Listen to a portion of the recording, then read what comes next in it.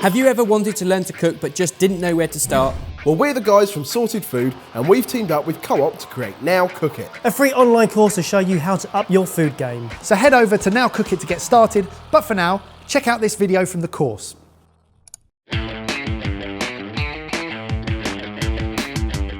Chicken Caesar salad, an absolute classic, and we're going to be learning how to grill, fry and roast in one recipe. All very, very simple. We're going to start with the roasting or kind of oven drying. Okay, so a very low temperature. We've got our oven on at 140 degrees Celsius, preheating.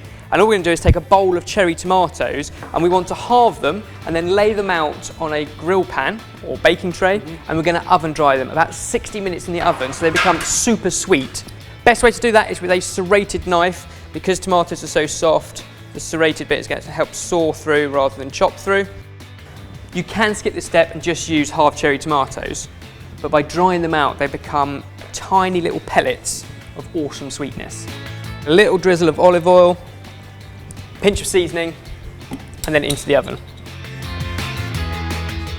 Next up, the chicken in our chicken Caesar salad. Now this is going to be enough for 4 people, but the way we're going to cook this, we actually only need 2 chicken breasts. So what we want to do is cut off any of the white bits you get around a chicken breast. And the next bit is magic, because we're going to be turning this chicken into a butterfly. Yeah, which basically gives you what looks like twice as much. We're going to cut it right through the middle, so the thickest part of the breast, with your hand on top and a sharp knife, we're just going to cut it in, not all the way through. What you do is open it up just like a book, and you can just trim down there. And it turns into a butterfly. The most attractive thing ever. The reason we do that is it will cook quicker, which means it stays super succulent, plus there's now a larger area that we can put a marinade on. So you can start with the marinade, which is the zest of a lemon, and then a grated clove of garlic. Add a little bit of oil to that as well, and then season it, and if you rub all that in, that's the marinade done. Now you can cook this straight away. It's a very simple kind of flavour coating, not just a marinade. Or you can leave it for several hours covered in a fridge and it will get even better. In the meantime, we can get rid of this board and knife or the raw chicken and wash our hands. Next up, and I know we're jumping around a little bit, but it's going to be the croutons, and we're going to fry them. But a much healthier version, it's a dry fry. Cut from any old bread you've got, doesn't matter even if it's a little bit stale, in fact that makes it better. We're going to take the crusts off, cut them into small cubes. We're going to place all of those into a bowl with a little bit of oil. We'll season up the bread slightly. What we want is a frying pan over a medium heat. Okay. And when we say dry fry, this bread will just absorb a little bit of that oil, and we cook it over a gentle heat, tossing occasionally. We get a nice dry fry. Do it until they're pretty much golden all over. Now we've got our tomatoes oven roasting, that's a direct heat inside of the oven. We've got these dry frying, so that's heat from underneath with a little bit of oil. Now we're going to grill. This one, we've got a cast iron griddle, so this would also work really nicely on a barbecue. And then because our chicken has already been oiled, they can go straight into the pan. In a hot griddle like that, the chicken will need about 2 or 3 minutes on either side. While it cooks, we can make a dressing. So, very, very simple.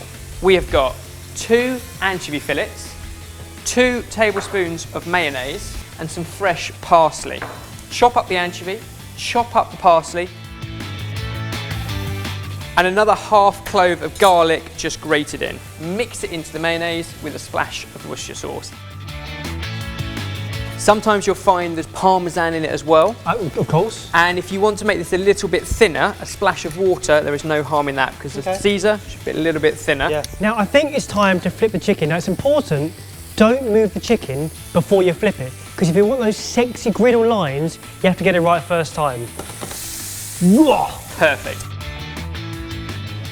We've got a couple of romaine lettuce, freshly washed, nice and crisp. All we're going to do is very, very roughly chop them up. We want proper chunky pieces.